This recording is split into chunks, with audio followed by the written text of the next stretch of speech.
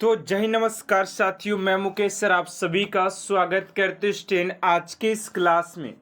Student दोस्तों, अगर आप सभी भी railway RPF SI constable 2024 exam की तैयारी कर रहे हैं तो यकीन माने स्टूडेंट आज की क्लास आप सभी के लिए काफ़ी ज़्यादा इम्पोर्टेंट होने वाला है, क्योंकि स्टूडेंट आज की इस क्लास के अंदर हम लोग बात करने वाले इतिहास के ऐसे 50 मोस्ट इम्पोर्टेंट प्रश्नों के बारे में जो कि आपसे कि पिछले 15 साल में ज़्यादा बार रिपीटेड किए गए प्रश्नों का संग्रह आज की इस क्लास के अंदर लिया गया है। तो आप लोगों से एक ही रिक्वेस्ट है कि आप लोग सभी प्रश्नों को अच्छे तरीके से याद करिएगा, क्योंकि सारे प्रश्नों को आपसे के एग्जाम में आने के 100% चांसेस है और ये वो प्रश्न है जो कि आपसे कि पिछले 15 सालों में पूछा गया है। तो चलिए स्टूडेंट आज की इस क्लास को स्टार्ट करते उससे पहले आप सभी से एक छोटा सा रिक्वेस्ट है कि आप लोग इस क्लास को बिना एंड तक जरूर देखिएगा। तो चलिए पहले प्रश्न की ओर बात करते हैं कि आप सभी का पहला प्रश्न क्या पूछा जा रहा है। एंड स्टूडेंट आप लोग देख सकते हैं कि सारे प्रश्न आप सभी के लिए एग्जाम ओरिएंटेड लिया गया है। तो चलिए पहले प्रश्न की ओर बात करते हैं कि आप सभी का पहला प्रश्न क्या पूछा जा रहा है। फर्स्ट प्रश्न कह रहा है कि अफ्रीका महाद्वीप की सबसे बड़ी झील कौन सी है। अफ्रीका महाद्वीप की सबसे बड़ी झील कौन सी है। ऑप्शन नंबर ए में विक्टोरिया, बी में न्यासा, सी में टंगानिका और डी में है चाण। तो इस क्वेश्चन का राइट आंसर हो जाएगा आप सभी का ऑप्शन नंबर ए यानी कि विक्टोरिया झील अफ्रीका महाद्वीप की सबसे बड़ी झीलों में से एक है। तो ऑप्शन नंबर ए स्टूडेंट आप सभी का राइट आंसर हो जाएगा। चलिए अगले प्रश्न की ओर बात करते हैं। आप सभी का दूसरा नंबर प्रश्न यहां पर पूछा जा रहा है कि हड़प्पा सभ्यता के संपूर्ण क्षेत्र का आकार किस प्रकार का था। हड़प्पा सभ्यता के संपूर्ण क्षेत्र का आकार किस प्रकार का था। तो ये हो जाएगा आप सभी का ऑप्शन नंबर सी यानी कि त्रिभुजाकार। ऑप्शन नंबर सी आप सभी का राइट आंसर हो जाएगा। चलिए अगले प्रश्न की ओर बात करते हैं। आप सभी का थर्ड नंबर प्रश्न है कि गुप्त संवत 319 से 320 को प्रारंभ करने का श्रेय किसे दिया जाता है। किसे दिया जाता है। तो थर्ड का जो राइट आंसर हो जाएगा आप सभी का चंद्रगुप्त प्रथम को दिया जाता है। ऑप्शन नंबर ए आप सभी का राइट आंसर हो जाएगा। चलिए अगला प्रश्न है कि निम्न में से कौन एक उत्तर भारतीय नृत्य है। निम्न में से कौन एक उत्तर भारतीय नृत्य है। तो ये हो जाएगा आप सभी का कथक। कथक आप सभी का राइट आंसर हो जाएगा क्वेश्चन नंबर 4 का। चलिए अगले प्रश्न की ओर बात करते हैं। आप सभी का 5 नंबर प्रश्न है कि एशिया का सबसे बड़ा मेला कौन सा है। एशिया के सबसे बड़े मेले की बात करते हैं तो 5 का हो जाएगा आप सभी का ऑप्शन नंबर डी यानी कि हरिहर क्षेत्र का मेला। ऑप्शन नंबर डी आप सभी का राइट आंसर हो जाएगा हरिहर क्षेत्र का मेला। चलिए अगले प्रश्न की ओर बात करते हैं। आप सभी का 6 नंबर प्रश्न की ओर बात करते हैं। एंड स्टूडेंट आप सभी से छोटा सा रिक्वेस्ट है कि आप सभी अभी तक हमारे चैनल को सब्सक्राइब नहीं किए तो प्लीज स्टूडेंट चैनल को सब्सक्राइब कर साथ साथ बेल आइकन को प्रेस कर दीजिएगा, ताकि ऐसा मोस्ट इम्पोर्टेंट क्लास स्टूडेंट आप तक सबसे जल्द पहुंचते रहे। चलिए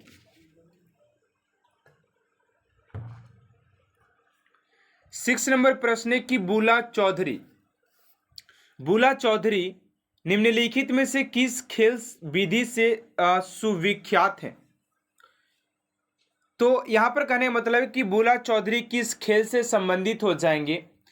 तो राइट आंसर हो जाएगा आप सभी का ऑप्शन नंबर ए यानी कि ये तैराकी से संबंधित हो जाते हैं। ऑप्शन नंबर ए स्टूडेंट आप सभी का राइट आंसर हो जाएगा तैराकी। चलिए अगले प्रश्न की ओर बात करते हैं। आप सभी का 7 नंबर प्रश्न है कि भारत पर प्रथम तुर्क आक्रमण करने वाला था। यानी कि भारत पर प्रथम तुर्क आक्रमण करने वाला व्यक्ति कौन था। तो ये हो जाएगा आप सभी का महमूद गजनवी हो जाएगा। ऑप्शन नंबर ए स्टूडेंट आप सभी का राइट आंसर हो जाएगा क्वेश्चन नंबर 7 का। चलिए अगले प्रश्न को और बात करते हैं। आप सभी का 8 नंबर प्रश्न है, कह रहे कि किस मुगल शासक का 2 बार राज्याभिषेक हुआ था? किस मुगल शासक को 2 बार राज्याभिषेक हुआ था? तो 8 का राइट आंसर हो जाएगा आप सभी का ऑप्शन नंबर डी यानी कि Aurangzeb. Option number dear student आप सभी का राइट आंसर हो जाएगा। औरंगजेब एक ऐसा शासक था जिसका राज्याभिषेक 2 बार किया गया था। चलिए अगले प्रश्न को और बात करते 9 नंबर प्रश्न है कि भारतीय संविधान के अंतर्गत निम्नलिखित में से कौन सा अनुच्छेद संसद को राज्य सूची के विषय में संबंध में विधि बनाने के शक्ति प्रदान करता है? तो 9 का राइट आंसर हो जाएगा आप सभी का अनुच्छेद 249 हो जाएगा। ऑप्शन नंबर डी आप सभी का राइट आंसर हो जाएगा अनुच्छेद 249। चलिए अगले प्रश्न को और बात करते हैं। 10 नंबर प्रश्न है कि संविधान सभा का चुनाव निम्न में से किस आधार पर हुआ है? संविधान सभा का चुनाव निम्न में से किस आधार पर हुआ है? तो 10 का राइट आंसर हो जाएगा आप सभी का ऑप्शन नंबर डी यानी कि वर्गीय मताधिकार। वर्गीय मताधिकार ऑप्शन नंबर डी आप सभी का राइट आंसर हो जाएगा। चलिए अगले प्रश्न को और बात करते हैं 11 नंबर के 1857 का विद्रोह कहां से प्रारंभ हुआ था? तो 1857 के विद्रोह की बात करते हैं कहां से प्रारंभ हुआ था? तो 11 का जगह सी यानी कि ये मेरठ से आरंभ हुआ था। ऑप्शन नंबर सी।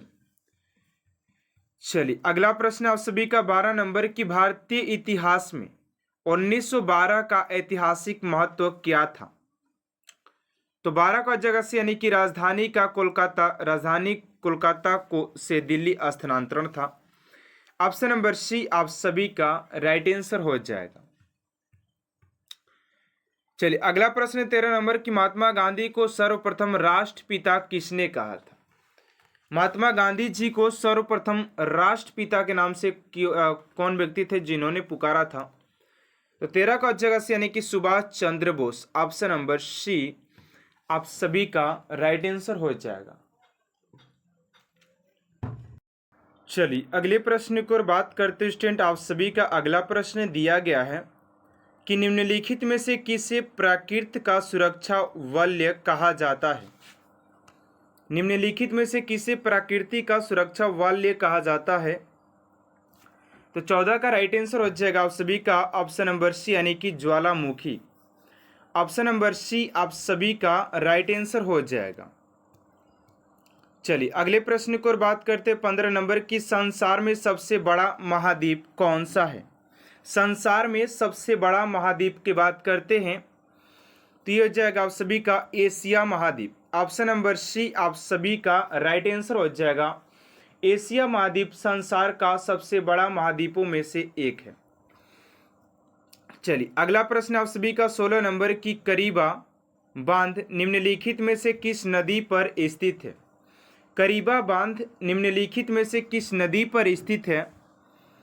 तो 16 का हो जाएगा आप सभी का ऑप्शन नंबर ए यानी कि जेम बीजे हो जाएगा बेजी। ऑप्शन नंबर ए आप सभी का राइट आंसर हो जाएगा। अगला प्रश्न आप सभी का 17 नंबर की तक्षशिला विश्वविद्यालय स्थित था। तो तक्षशिला विश्वविद्यालय की बात करते हैं कि कहाँ पर स्थित था? तो ये पाकिस्तान में हो जाएगा। ऑप्शन नंबर ए आप सभी का राइट आंसर हो जाएगा पाकिस्तान। चलिए अगला प्रश्न आप सभी का 18 नंबर की काव्य शैली का प्राचीनतम नमूना किसके अभिलेख में मिलता है? काव्य शैली का प्राचीनतम नमूना किसके अभिलेख में मिलता है? तो 18 का हो जाएगा आप सभी का ऑप्शन नंबर यानी कि रुद्र दमन के। ऑप्शन नंबर ए आप सभी का राइट आंसर हो जाएगा। चलिए अगले प्रश्न को बात करते 19 नंबर प्रश्न आप सभी से पूछा जा रहा है कि रंगोली भारत के किस क्षेत्र की प्रमुख कला शैली है? रंगोली भारत के किस क्षेत्र की प्रमुख कला शैली है? तो 19 को हो जाएगा ऑप्शन नंबर बी यानी कि महाराष्ट्र आप सभी का राइट आंसर हो जाएगा। अगला प्रश्न है 20 नंबर की हड़प्पा सभ्यता की खोज किसने की थी। हड़प्पा सभ्यता की खोज की बात करते तो Dayaram Sahni option number A आप सभी का राइट आंसर हो जाएगा। चलिए अगले प्रश्न की ओर बात करते 21 नंबर की वह शासक जिसने एक सच्चे जैन मुनि की तरह उपवास के द्वारा शरीर त्याग दिया था, उपवास के द्वारा शरीर को त्याग दिया था, वो कौन हो जाएंगे। तो 21 का हो जाएगा आप सभी का ऑप्शन नंबर सी यानी कि Chandragupta Maurya. Option number C आप सभी का राइट आंसर हो जाएगा। चलिए अगला प्रश्न 22 नंबर की तराइन का प्रथम युद्ध 1191 ईस्वी में किसके मध्य लड़ा गया था। तराइन का प्रथम युद्ध की बात करते जो कि 1191 ईस्वी में लड़ा गया था। ये आप सभी के महमूद गोरी और पृथ्वीराज तृतीय के द्वारा लड़ा गया था। ऑप्शन नंबर बी आप सभी का राइट आंसर हो जाएगा। चलिए अगले प्रश्न की ओर बात करते 23 नंबर कि बंगाल को मुगल साम्राज्य से पृथक कर स्वतंत्र किया था। वो कौन व्यक्ति था या कौन शासक था जिसने बंगाल को मुगल साम्राज्य से पृथक कर स्वतंत्र किया था। तो 23 का हो जाएगा आप सभी का ऑप्शन नंबर ए यानी कि मुर्शिद कुली खां हो जाएगा। चलिए अगला प्रश्न है कि विधवा पुनर्विवाह कानून कब बना था। विधवा पुनर्विवाह कानून कब बना था। तो 24 का राइट आंसर हो जाएगा आप सभी का ऑप्शन नंबर बी यानी कि 1856 में इसे बनाया गया था। ऑप्शन नंबर बी आप सभी का राइट आंसर हो जाएगा 24 का। चलिए नेक्स्ट प्रश्न की ओर बात करते 25 नंबर प्रश्न है कि अंग्रेजों ने फूट डालो और शासन करो की नीति कब अपनाई थी। अंग्रेजों ने शासन करो और फूट डालो की नीति कब अपनाई थी। तो 25 का हो जाएगा आप सभी का ऑप्शन नंबर सी यानी कि 1858 के बाद इन्होंने अपना नीति अपनाया था कि शासन आप फूट डालो और शासन करो। आज भी वही देखने को मिलता है कि फूट डालो और अपना राज्य चलाओ। अंग्रेजों कहाँ, ये अपने लोग भी कर रहे हैं। चलिए अगला प्रश्न 26 नंबर की इंग्लैंड में गृह युद्ध कितने वर्ष तक चला था। इंग्लैंड में गृह युद्ध की बात करते स्टूडेंट तो ये आप सभी का 7 वर्ष तक चला था। 7 वर्ष ऑप्शन नंबर बी आप सभी का राइट आंसर हो जाएगा। चलिए अगला प्रश्न है कि आर्य भारत में कहाँ से आए थे। आर्य जो थे वो भारत में कहाँ से आए थे। तो 27 का राइट आंसर हो जाएगा स्टूडेंट आप सभी का ऑप्शन नंबर सी यानी कि केंद्रीय एशिया से आए थे। केंद्रीय एशिया, ठीक है ना, कभी कभी मध्य एशिया भी दे देता है तो वही होता है, सेम टू सेम है, ठीक है ना। चलिए अगला प्रश्न 28 नंबर की किस अवधि में रामायण एवं महाभारत की रचना हुई थी। किस अवधि में हुई थी, ठीक है ना। तो 28 का हो जाएगा आप सभी का ऑप्शन नंबर डी यानी कि आर्य अवधि में हुआ था। ऑप्शन नंबर डी आप सभी का राइट आंसर हो जाएगा। चलिए अगला प्रश्न 29 नंबर की गुप्त समाज की स्थापना किसने की थी। गुप्त समाज की स्थापना किसने की थी। तो 29 का हो जाएगा आप सभी का ऑप्शन नंबर बी यानी कि चंद्रगुप्त ने किया था। ऑप्शन नंबर बी आप सभी का राइट आंसर हो जाएगा। चलिए अगला प्रश्न है कि मोहम्मद गोरी कहाँ का शासक था। मोहम्मद गोरी कहाँ का शासक था। तो अफगानिस्तान आप सभी का राइट आंसर हो जाएगा क्वेश्चन नंबर 30 का। चलिए अगले प्रश्न की ओर बात करते हैं कि मस्तानी किस शासक की प्रियर्षी थी। मस्तानी किस शासक की प्रियर्षी थी। तो 31 का आ जाएगा आप सभी का बाजीराव पेशवा की ये प्रियर्षी थी। ऑप्शन नंबर ए आप सभी का राइट आंसर हो जाएगा।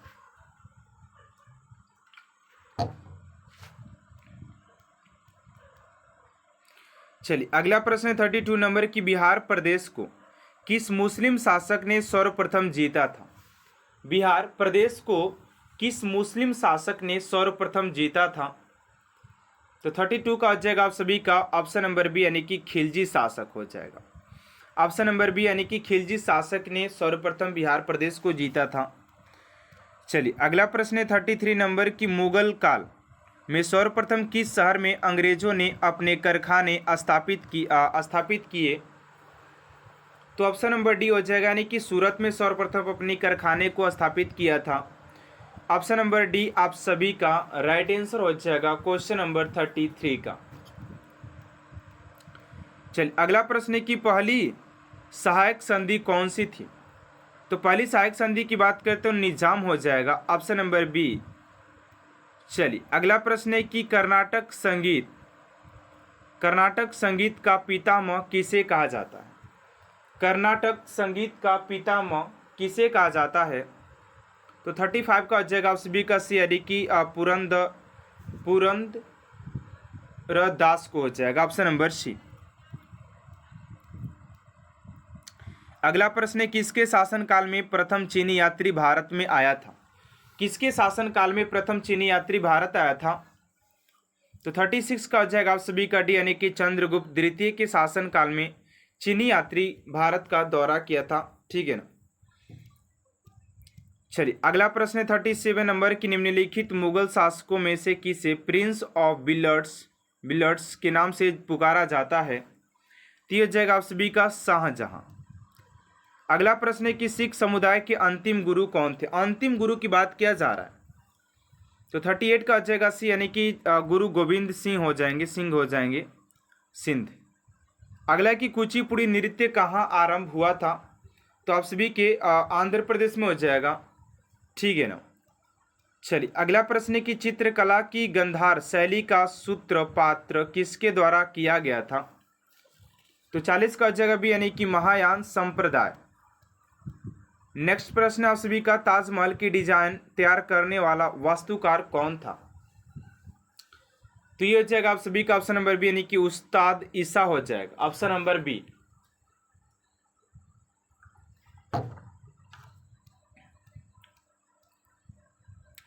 अगला प्रश्न है कि बौद्धों ने विश्वास के अनुसार गौतम बुद्ध का अगला अवतार किसे माना जाता है? तो 42 का हो जाएगा आप सभी का कल्कि, ऑप्शन नंबर ए हो जाएगा। चलिए अगला प्रश्न है कि सम्राट अकबर ने निम्नलिखित में से किस महल का निर्माण फतेहपुर सीकरी में करवाया था? तो ये जो था आप सभी का ऑप्शन नंबर सी हो जाएगा पंचमहल। चलिए नेक्स्ट प्रश्न है कि कुतुब मीनार के पास स्थित लौह स्तंभ किस राजा ने बनवाया था? तो लौह स्तंभ की बात करते तो आप सभी के चंद्रगुप्त द्वितीय के द्वारा इसका निर्माण करवाया गया था।